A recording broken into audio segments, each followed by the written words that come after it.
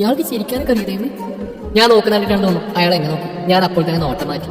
സിദ്ധു കൈ കഴുകാൻ എണീറ്റപ്പോൾ അക്കു വന്നവർ വട്ടം പിടിച്ചു.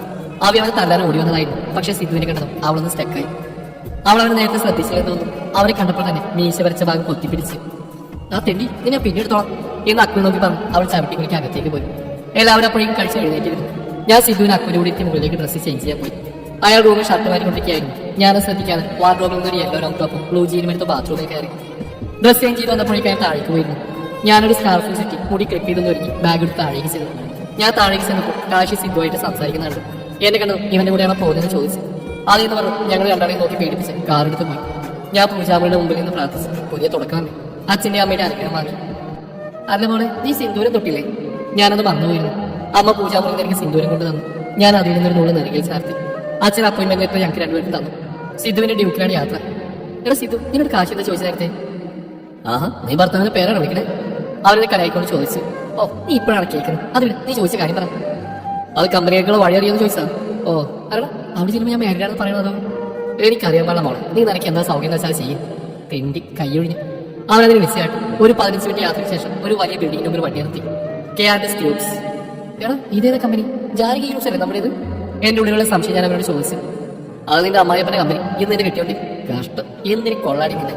കാശിന്റെ അയാൾ കമ്പനി ഉണ്ടായിരുന്നു. ഞാനില്ല. അല്ലെങ്കിൽ എനിക്ക് അയാളുടെ കാര്യം അന്വേഷിക്കില്ലേ പണി. K for Kashi. ഈ എസ് എന്ന് അത് അയാളുടെ പാർട്ണർ ശ്രീദീപിന്റെ എസ്. അല്ല നീ ഇതൊക്കെ ഇങ്ങനെ അറിഞ്ഞു? അതിനല്ലേ ഗൂഗിൾ അമ്മച്ചി. ഓ അങ്ങനെ നമുക്ക് വളരെ തന്നെ അങ്ങ് ഐശ്വര്യമായിട്ട് കയറാറേ. ഒരു സെക്കൻഡ് വെയിറ്റ്. ഞാൻ അവരോട് പറഞ്ഞിട്ട് എന്റെ മുടി കുറച്ച് മുന്നിലേക്ക് ഒതുക്കി വെച്ച്. ഇപ്പോൾ സിന്ദൂരം തൊട്ട് കാണൂല്ലേ. താരിമാല പിന്നെ ടോപ്പിലുള്ളതായതുകൊണ്ട് കാണിക്കും. പോരാത്തിന് സ്കാർഫും ഉണ്ട്. ഓക്കെ അല്ലേ? ഇനി എല്ലാവരും കല്യാണം കഴിഞ്ഞാണോ എന്ന് ചോദിച്ചു വന്നാൽ കെട്ടിയാണ് കാണിച്ചു കൊടുക്കാൻ പറ്റില്ലല്ലോ. അയാൾക്ക് ചിലപ്പോൾ അത് പിടിച്ചില്ലെന്ന് വരാം. CEO അല്ലേ. അതുകൊണ്ട് ഇതാണ് സേഫ്റ്റി. ഞാൻ അവരോട് പറഞ്ഞിട്ട് അവൻ്റെ കൂടെ നടന്നു. റിസപ്ഷൻ ചോദിച്ചപ്പോൾ HR ഹെഡിന് മീറ്റ് ചെയ്യാൻ പറഞ്ഞു. അപ്പോൾ HR സെക്ഷനിൽ അവൻ ജോലി ഉറപ്പിച്ചു. കുഴപ്പമില്ലാത്തൊരു അന്തരീക്ഷം. ആളുകളെല്ലാം വന്ന് തുടങ്ങുന്നേ ഉള്ളൂ. 9 മണി മുതലാണ് വർക്കിംഗ് ടൈം. 10 മിനിറ്റ് ഞങ്ങളോട് വെയിറ്റ് ചെയ്യാൻ പറഞ്ഞു. കുറച്ച് കഴിഞ്ഞപ്പോൾ ഒരു 40-50 വയസ്സുള്ള ക്യാബിന്റെ ഉള്ളിലേക്ക് കയറിപ്പോയി. S രവികുമാർ എന്ന് നെയ്യുമ്പോൾ പേരാണ്. അപ്പോൾ ഇയാൾ തന്നെയാണ് ആള്. ഞങ്ങളെ കണ്ടിട്ടില്ല. 2 മിനിറ്റ് കഴിഞ്ഞ് ആരോ നടത്തി കഴിക്കണം പറഞ്ഞു. അതേ ഞങ്ങളുടെ നല്ല രീതിയിൽ തന്നെ പെരുമാറി. CEO വന്നിട്ട് ചെന്നയാണെന്ന് പ്രത്യേകം പറഞ്ഞു ഞങ്ങളുടെ സീറ്റ് കാണിച്ചു തന്നു. HR ആണ് ഞങ്ങൾ രണ്ടും. ഫ്രഷറല്ലേ, ഞങ്ങൾക്ക് അതുകൊണ്ട് ചെറിയൊരു പേടിയൊക്കെ തോന്നി. കുറച്ച് പേര് ഞങ്ങളെ പരിചയപ്പെട്ടു. ഒരു 9:15 ആയപ്പോൾ കാശി കയറിപ്പോന്നാണ്. ഞങ്ങൾ ഇരിക്കുന്ന ഭാഗത്തേക്ക് നോക്കിയിട്ടാണ് പോയത്. ഫസ്റ്റ് ഡേ ആയതുകൊണ്ട് ഞങ്ങൾക്ക് പറയാൻ മാത്രമേ ജോലി ഉണ്ടായിരുന്നില്ല. ഞങ്ങൾക്ക് വേണ്ട കാര്യങ്ങളൊക്കെ കൂടിയുള്ള ചേച്ചി പറഞ്ഞ് മനസ്സിലാക്കി തന്നിരുന്നു. CEO കാശിയല്ലേ, അപ്പൊ അയാൾ വന്ന് ഞങ്ങൾ ചെന്ന് കാണാൻ പറഞ്ഞില്ല. ഞാൻ സിദ്ധുവിനോട് പറഞ്ഞപ്പോഴാണ് അവനത് ഓർത്തത്. ഞാൻ അവരും കൂടി വേഗം ക്യാബിനിൽ ചെന്ന് നോക്കി ചെയ്ത് പ്രോപ്പറിന് പെർമിഷൻ കിട്ടി. ഞങ്ങൾ അകത്തേക്ക് കയറിയപ്പോൾ അയാൾ ഞങ്ങൾ തലയുയർത്തി നോക്കി. കാര്യങ്ങളൊക്കെ രവി സാർ പറഞ്ഞു തന്നിട്ടില്ലേ? Yes sir. സിദ്ധു എന്ന് മറുപടി പറഞ്ഞു. എന്തെങ്കിലും ബുദ്ധിമുട്ടുണ്ടെങ്കിൽ അറിയിക്കും കേട്ടല്ലോ. Okay sir. ഇയാളൊന്ന് ഇരിക്കാൻ പോലും പറയാതെ അശ്വമേന്ന് വിളിക്കാം. സിദ്ധുവിനോട് എന്തൊക്കെയോ പറയുന്നത് കേട്ടു. ഞാനൊന്നും മൈൻഡ് ചെയ്തില്ല. കുറച്ച് കഴിഞ്ഞപ്പോൾ അയാൾ എന്നെ തന്നെ നോക്കിയിരിക്കുന്നു. മുഖക്ക് ഒരു കൊട്ടയ്ക്കുണ്ട്. ഞങ്ങളോട് പൊക്കോളം പറഞ്ഞപ്പോൾ ഞാനും സിദ്ധു രക്ഷപ്പെട്ടത്. രാവിലത്തെ ബ്രേക്ക് ടൈമിൽ ഞങ്ങൾ കമ്പനിയുടെ ക്യാൻറ്റീനിൽ ചെന്നപ്പോൾ കുറെ പേര് ഇങ്ങോട്ട് വന്ന് പരിചയപ്പെട്ടു. കുറെ കോഴിക്കുട്ടന്മാരുണ്ട്. സിദ്ധുവിന് കുറ്റം കുറച്ച് പിടകളും. ചെക്കമ്മിന് ഇതിലൊട്ട് മോശമല്ല, നല്ലതുപോലെ തീറ്റിട്ട് കൊടുക്കുന്നുണ്ട്. ക്യാൻറ്റീനിലേക്കാൾ മരുന്നുണ്ട്. അടുത്തുകൂടെ പോകുമ്പോൾ എന്നെ തറപ്പിച്ച് നോക്കും. ഇയാൾ ക്യാൻറ്റീനിലൊക്കെ വരും, കൊള്ളാലോ. അവരോടൊക്കെ CEO പറ്റി ചോദിച്ചപ്പോൾ ആർക്കും മോശം അഭിപ്രായമൊന്നുമില്ല. ആള് ജോലിയുടെ കാര്യത്തിൽ കുറച്ച് സ്ട്രിക്റ്റ് ആണെന്ന് പറഞ്ഞു. ബ്രേക്ക് കഴിഞ്ഞ് ചെന്നപ്പോഴേക്കും ഞങ്ങളുടെ സെക്ഷനിൽ എല്ലാവരും മീറ്റിംഗ് ഹാളിലേക്ക് വിളിച്ച്. എന്തിനാണ് എല്ലാവരും വന്നു കഴിഞ്ഞപ്പോഴാണ് അയാൾ വന്നത്. എല്ലാവരും അയാൾ വിഷ് ചെയ്തു. കൂട്ടത്തിൽ ഞങ്ങളും. Good morning everyone. ഇന്ന് ഈ മീറ്റിംഗ് വെച്ചതിനാണ് നിങ്ങൾക്ക് എല്ലാവരും സംശയം ഉണ്ടാകുന്ന അറിയാം. പുതിയ എംപ്ലോയീസിനെ എല്ലാവരും പരിചയപ്പെടുത്തുകയാണ് അല്ലേ? അയാൾ പറഞ്ഞപ്പോൾ ഞങ്ങൾ എല്ലാവരും നോക്കി. പിന്നെ അയാൾക്ക് മറുപടി കൊടുത്തു. ജ്വാലാൻ സിദ്ധാർത്ഥ് പ്ലീസ് കം ഹിയർ. ഞങ്ങൾ രണ്ടുപേരും പരസ്പരം നോക്കി അവിടേക്ക് ചെന്നു. എല്ലാവരും ഞങ്ങൾ തന്നെ നോക്കിയിട്ടുണ്ട്. എന്തോ വല്ലാതൊരു ചടപ്പ്. ഇവരൊന്ന് ഇൻട്രൊഡ്യൂസ് ചെയ്യാനാണ് ഞാൻ മീറ്റിംഗ് വെച്ചത്. എല്ലാവർക്കും കൺഫ്യൂഷൻ ആയിട്ടുണ്ടാവും അല്ലേ? എന്തിനാ ഈ 2 എംപ്ലോയീസിനെ മാത്രം പരിചയപ്പെടുത്താൻ വേണ്ടി ഒരു മീറ്റിംഗ് എന്ന്? ഇവിടെയുള്ള കുറച്ച് പേർക്കെങ്കിലും അറിയാം എന്റെ മാരേജ് ചെയ്യാത്തത് കഴിഞ്ഞതാണ്. കമ്പനിയിൽ നിന്ന് ആരെങ്കിലും ക്ഷണിക്കാൻ പറ്റിയ സിറ്റുവേഷൻ ആയിരുന്നില്ല. സോ ഞാൻ പറഞ്ഞു എന്താണെന്ന് വെച്ചാൽ meet my sweet wife Mrs Jwala Kashnath. അയാളെ കാര്യങ്ങൾ കൈകൊണ്ട് ചുറ്റിപ്പിടിച്ച് അവിടെ ചേർത്തിയാണ് പറഞ്ഞത്. അപ്രതീക്ഷിതമായതുകൊണ്ട് ഞാൻ ഞെട്ടി അയാളെ നോക്കി. അയാളെ നോക്കി കണ്ണുക്കി കാട്ടി. എന്റെ അതേ ഞെട്ടൽ ബാക്കിയുള്ളവരുടെ മുഖത്തുണ്ടായിരുന്നു. അതെ, ഇവിടെ കുറച്ച് കോയിശല്യം കാണാൻ ചാൻസ് ഉണ്ട്. അതുകൊണ്ട് എല്ലാവരും ഇത് പറഞ്ഞേ പറ്റും, അല്ലെങ്കിൽ ഞാൻ അറിയിച്ചാൽ. അയാൾ എൻ്റെ അടുത്തേക്ക് ചേർന്ന് എനിക്ക് മാത്രം കേൾക്കാൻ രീതിയിലാണ് പറഞ്ഞത്. ഇനി നീയായിട്ട് തന്നെ ആ താരി എടുത്ത് പുറത്തിരുന്നു, അത് ഞാൻ ചെയ്യണം. അയാൾ എന്നെ നോക്കി കണ്ണിലേക്ക് ചോദിച്ചു. ഞാൻ വേഗം തന്നെ താരി പുറത്തേക്ക് എടുത്തിട്ടു. എല്ലാവർക്കും പോയപ്പോൾ ഇപ്പോഴാണ് വന്നത് തോന്നുന്നു. ഞങ്ങൾ രണ്ടുപേരെയും പിന്നെ വിഷയം എല്ലാവരും കൂടി. സിദ്ധു പാവം പോസ്റ്റായി നിൽക്കുന്നുണ്ട്. എന്തൊക്കെയോ പ്രതീക്ഷയാണ് വന്നത്. എല്ലാം ഇങ്ങനെയായി.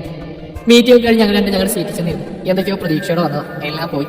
ഇങ്ങനെ ഒരു തരത്തിൽ മനസ്സിലാവുന്നില്ലല്ലോ ഈശ്വരൻ. ഓരോ സമയം ഓരോ സ്വഭാവം. അയാളെ കുറിച്ച് ആലോചിച്ചിരിക്കുമ്പോഴാണ് HR മാനേജർ വിളിപ്പിച്ചത്. ഇന്ന് ഫസ്റ്റ് ഡേ ആയതുകൊണ്ട് ഞങ്ങൾക്ക് വലിയ ജോലിയൊന്നും ഇല്ലായിരുന്നു. ഒരു സ്റ്റാഫ് അവരെല്ലാം പരിചയപ്പെടുത്തി തന്നിരുന്നു. ഞങ്ങൾ മാനേജറുടെ ക്യാബിലേക്കായിരുന്നു. നേരത്തെ കണ്ടുപോലല്ലോ. ഇപ്പൊ പുള്ളി ഞങ്ങളോട് ഭയങ്കര സ്നേഹത്തോടെയാണ് സംസാരിക്കുന്നത്. MDയുടെ വൈഫായോണ്ടായിരിക്കും.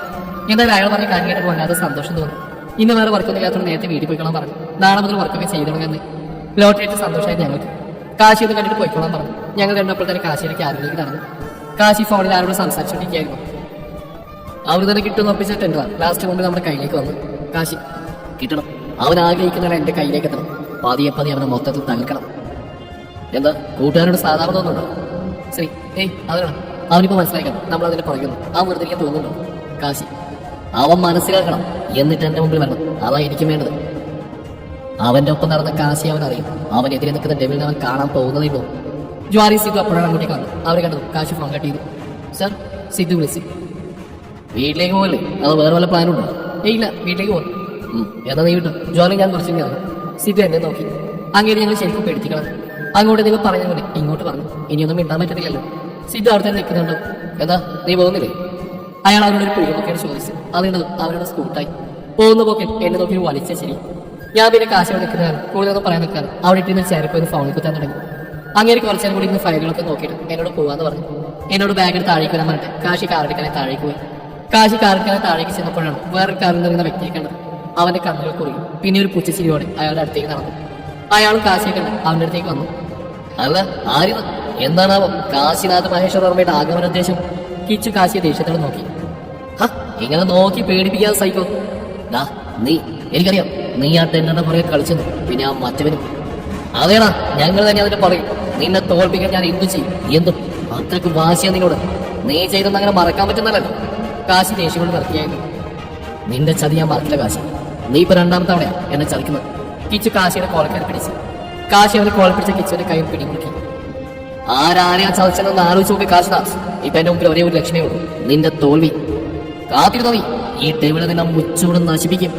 അവരത് പറഞ്ഞ് അവനെ കൈ കൊടുത്തു. രണ്ടുപേരും പകയോടെ പരസ്പരം നോക്കി. കാശി, ജോലിയുടെ ശബ്ദം കേട്ട് കിച്ചു പെട്ടെന്ന് അവിടെ മാറി. കാശി കാറെടുത്ത് ജോലിയുടെ അടുത്ത് നിർത്തി. അവൾ പുറകിലേക്ക് നോക്കി കാറിലേക്ക് കയറി. കാശി കാറ് മുന്നിട്ടെടുത്തു. ആ കാറ് നോക്കിയ കിച്ചുവിന്റെ കണ്ണുകൾ എന്തിനോ വേണ്ടി നിറഞ്ഞു. ഞാൻ കാറിൽ കയറിയിട്ടു അയാളൊന്നും സംസാരിച്ചില്ല. ഞാനൊന്നും പറയാൻ പോയില്ല. എന്റെ മനസ്സിൽ നിറയെ കുറച്ചു മുമ്പ് കേട്ട വാക്കുകളും കണ്ട കാഴ്ചയുമായിരുന്നു. കാശിയും കിച്ചും ആരാണ് ശരി? അതൊരു വലിയ ചോദ്യമായിട്ട് എന്റെ മുമ്പിൽ നിൽക്കുന്നു. കിച്ചേട്ടനോടുള്ള വാശിക്കാണ് കാശിന്റെ കഴുത്ത് കാര്യമാക്കിയത്. ഇതെല്ലാം അറിഞ്ഞേ തീരും. അങ്ങനെ പല രീതിയിൽ എന്റെ ചിന്തകൾ കാടുകയറി. ഒപ്പം എന്റെ മനസ്സ് വല്ലാതെ അസ്വസ്ഥമായിക്കൊണ്ടിരുന്നു. പെട്ടെന്നാണ് കാശിന്റെ മുഖത്തിൽ നേരെ വിരഞ്ഞടിച്ചത്. ഞാൻ ഞെട്ടി ചുറ്റും നോക്കി. വീഴത്തിരുന്നു. എന്താ ആലോചിച്ചിരിക്കാം? ഇറങ്ങോട്ട്, നീ തിരിച്ചു കൊള്ളവാ, കാശി പറഞ്ഞു. ഞാനൊന്നും തിരിച്ചു പറയാൻ നിൽക്കാതെ വേഗം പുറത്തേക്ക് ഇറങ്ങി വീട്ടിലേക്ക് നടന്നു. കാശി എന്റെ പുറകെ വീട്ടിലേക്ക് വന്നു. ഞങ്ങൾ ചെന്ന് അമ്മ ഞങ്ങൾ കഴിക്കാൻ പിടിച്ചിരുത്തി. കഴിച്ചുകൊണ്ടിരിക്കുമ്പോഴാണ് അവിയാക്കും കൂടി ഓടി താഴേക്ക് വന്നു. വരുന്ന വഴിക്കുള്ള രണ്ടുപേരും നിർത്താതെ ബഹളം വെച്ചാണ് വരുന്നത്. രാവിലത്തെ പ്രശ്നം ഇതുവരെ തീർന്നില്ലെന്ന് മനസ്സിലായി. ബഹളം വെച്ചുകൊണ്ട് തന്നെ ഡൈനിങ് ടേബിൾ ഇരിക്കാനായി പോയപ്പോഴാണ് കാശിയെ കണ്ടത്. അപ്പൊ തന്നെ രണ്ടിന്റെയും സൗണ്ട് സ്വിച്ച് ഇട്ട പോലെ നിന്നു. പിന്നെ ഞങ്ങൾ രണ്ടിനെ നോക്കി വലിച്ച് ചിരിച്ച് രണ്ടുപേരും കഴിക്കാറിയുന്നു. ഞങ്ങൾ കഴിച്ചെണീറ്റതും കാശി റൂമിലേക്ക് പോയി. എന്തുകൊടുത്ത് കാറിലേക്ക് കയറി ഓഫീസിലേക്ക് തിരിച്ചു പോയി. പോകുന്ന വഴിക്ക് കാശി സ്ത്രീയെ ഫോൺ വിളിച്ചു. ഹലോ, എന്താടാ? ആൾ വന്നിരുന്നു ഇന്ന് എന്റെ അടുത്ത്. എന്നിട്ട് എന്തൊരു പ്രശ്നമായോ? കാശി പ്രശ്നമായില്ലേ? പക്ഷെ ആ സമയത്ത് ജ്വാലം കൂട്ട് വന്നു. അവനവളെ കണ്ടാൽ തിരിച്ചുപോയി. ഇനിയെല്ലാം നേർക്കുന്നത്. ഇനി ആ മറ്റവനും കൂടി എത്തണം ഇവിടെ. വൈകാതെ അവനും ഇവിടെ എത്തും. തീർക്കും ഞാനെല്ലാം. കാശിയൊന്നും മറന്നിട്ടില്ല. ജ്വാലിനെ സംസാരിക്കുന്ന കേട്ടിരുന്നു. ഇല്ലെന്നാ തോന്നുന്നു. സൂക്ഷിക്കണം, ഇനി അവൻ വെറുതെ ഇരിക്കില്ല. ഇനി അവന്റെ കളികളൊന്നും എന്നെ നടക്കില്ല. കിച്ചുവിനെ എതിരേക്കുന്ന കാശിയല്ല, ഡെവിളാ. കാശി തോറ്റുപോയി, പക്ഷേ ഡെവിള് തോൽക്കില്ല. അത് പറയുമ്പോൾ കാശിയുടെ കണ്ണിൽ കലങ്ങി. എന്നാൽ അവനത് വാശിയോടെ തുടച്ചു കളഞ്ഞു. ശ്രീ കാശിയുടെ അവസ്ഥ മനസ്സിലായത് പോയി മറുപടി ശ്രീയാണ് വിളിച്ച്. ആ ഓഫീസെത്തി, ഞാൻ പിന്നെ വിളിക്കാം. അത് പറഞ്ഞ് കാശി ഫോൺ കട്ട് ചെയ്തു. കാശി ഫോൺ വെച്ച് കഴിഞ്ഞിട്ട് മറുവശത്താണ് മനസ്സിലേക്ക് ബുള്ളറ്റ് വേദ രണ്ട് ചെറുപ്പക്കാരുടെ രൂപം തെളിഞ്ഞു വന്നു. ഒപ്പം കരഞ്ഞുകൊണ്ട് നടന്നു വരുന്ന ഒരു പെൺകുട്ടിയുടെ ചിത്രം. കാശി പോയി കഴിഞ്ഞു ഞാൻ റൂമിലേക്ക് പോയി ഫ്രഷ് ആയി ഒന്ന് പെട്ടിരുന്നു. അപ്പോഴും മനസ്സിൽ നിറഞ്ഞെന്ന് പരസ്പരം വാക്കുകൾ കൊണ്ട് പോരടിക്കുന്ന കാശിയുടെയും കിച്ചേട്ടന്റെ മുഖമായിരുന്നു. അപ്പോഴാണ് ഫോണിലേക്ക് നെച്ചിന്റെ കോൾ വന്നു. ഞാൻ കൂടി ഇല്ലാത്തതുകൊണ്ട് അവളാകെ പോരടിച്ചിരിക്കുകയാണ്. അവൾ പിന്നെ വീട്ടിലെ നാട്ടിലെ ഓരോ കാര്യങ്ങൾ പറഞ്ഞിരുന്നു. വീട്ടിലെ കാര്യങ്ങൾ കേൾക്കാൻ ആഗ്രഹമില്ലെങ്കിൽ അവൾ വിഷമിപ്പിക്കാനെന്ന് തോന്നി കേട്ടിരുന്നു. കുറച്ച് കഴിഞ്ഞാൽ ഫോൺ വെച്ച് കഴിഞ്ഞപ്പോഴാണ് എനിക്ക് അക്കൂന്റെ അവന്റെ കാര്യം ഓർമ്മ വന്നത്. കാശി ഓഫീസിൽ നിന്ന് വരുന്നതിന് മുന്നേ അവർക്കിടയിൽ എന്താ നടന്നത് ചോദിക്കാൻ തീരുമാനിച്ചുകൊണ്ട് ഞാൻ അവരുടെ റൂമിന്റെ അടുത്തേക്ക് നടന്നു. അങ്ങേര് വന്നാൽ ഒന്നും നടക്കില്ല. ഇപ്പൊ തന്നെ എല്ലാം കൂടെ ആലോചിച്ച് പ്രാർത്ഥിപ്പിക്കും. ഇന്നത്തോടെ എല്ലാം മനസ്സിലാക്കണം. ആരാണ് ശരിയെന്ന് കണ്ടുപിടിക്കണം. ഞാനെല്ലാം തീരുമാനിച്ച് ഉറപ്പിച്ചുകൊണ്ട് അവരുടെ റൂമിലേക്കായിരുന്നു. രണ്ടുപോലെ സൈഡിലായിട്ട് ഇന്ന് ഫോണിൽ കഴിക്കുവാണ്. ഞാൻ ചെന്ന് രണ്ടിനെ പിടിച്ച് ഒരിടത്ത് തന്നെ കൊണ്ടിരുത്തി. ഇനി പറ, ഞാൻ അവരോടായി പറഞ്ഞു. രണ്ടുപേരും പരസ്പരം മുഖത്തോടുമുഖം നോക്കുന്നുണ്ടായിരുന്നു. അതെ, രണ്ടുപേരും വേഗം പറഞ്ഞു. ഞാൻ അത് പറഞ്ഞു അവിടെ ഇടക്കേറിയിരുന്നു. അന്ന് കാശിത്തിന് ഓടിയത് വേഗം പറഞ്ഞു. അക്കു ബാക്കി പറഞ്ഞു തുടങ്ങി. കാശിയുടെ പുറകെ ഓടിച്ചെന്ന കിച്ചിയാണ് റാമിന് തലഞ്ഞു നൽകുന്ന തള്ളുന്ന കാശിയാണ്. കിച്ച് ഓടിച്ചെന്ന് കാശിയെ പിടിച്ചു മാറ്റാൻ തുടങ്ങി. എന്നാൽ അവൻ കിച്ചിന്റെ കയ്യിൽ നിന്ന് വഴുതി മാറി റാമിനെ അടിച്ചു. ഒടുവിൽ കിച്ച് അവർക്ക് കയറുന്നു. എന്താ കാശി നീ എന്തിനാ തരുന്നത്? മാറി കിച്ചു പണിയുന്നത് ഈ ഞാൻ തീർക്കും. അവൻ കിച്ചുവിനെ പിടിച്ചുകൊണ്ടേ തുടങ്ങി. അവൻ എന്റെ ഫ്രണ്ടാ, നീ എന്തിനാ അവനെ അടിക്കുന്നത് പറ, എനിക്ക് കണ്ടുകൊടുക്കാൻ പറ്റില്ല. ഓ ഫ്രണ്ടാണല്ലേ, എന്നാ അങ്ങോട്ട് നോക്കൂ ഫ്രണ്ട് എന്താ ചെയ്തെന്ന്. കാശി ചൂണ്ടിയ ഭാഗത്തേക്ക് നോക്കി കിച്ചുവിന്റെ കണ്ണുവെച്ച് വന്നു. അവിടെ സ്ത്രീയുടെ ചുമരിച്ചാലിന് കരയുന്ന വൈഷ്ണവി അവളുടെ കറങ്ങിയ കണ്ണുകൾ പേടിച്ചേണ്ട മുഖഭാവം കണ്ടു. അവൻ അപ്പോഴേക്കും കാര്യം മനസ്സിലായി. അവൻ കാശിയേക്കാൾ ദേഷ്യത്തെ റാമിലേക്ക് പാഞ്ഞു. കാശി പിടിച്ചു മാറ്റി കിച്ചു റാമിന്റെ നെഞ്ചിൽ ആഞ്ഞ് ചവിട്ടി.